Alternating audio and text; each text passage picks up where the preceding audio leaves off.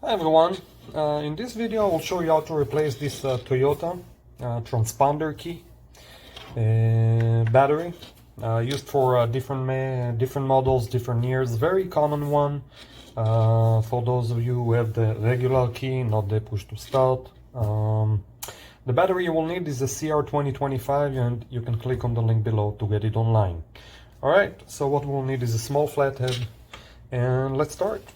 So first we have to open the key right here. There's a small slot, as you can see. Okay, just do it gently. Turn it clockwise once again. Right here. Okay.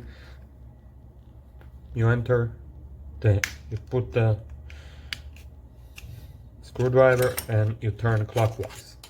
Now we have to take this part, which is where the electronics is. So as you can see, another slot here and here. I just pull it up just like that. Now if these parts fall, it's okay, we just have to put it back like this. We will take care of it later, but just so you know.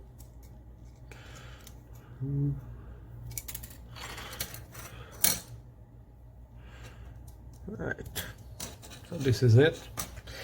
Now here we have to take this part out. Okay, this is where the battery and the chip is. So once again, what I do, I just turn a little bit around clockwise right here, clockwise, and it comes up, as you can see. Do it gently and here we go. Now here is the battery. So we'll just have to take this part out. Now I just push the battery. Do it gently, not to touch the electronics as much as you can. Shouldn't be a problem. Okay, and pull it out. As I said, CR2025. Now this is a good battery, so I'll use it again. We just put it back, push all the way in. Alright, pretty easy. Now, sorry.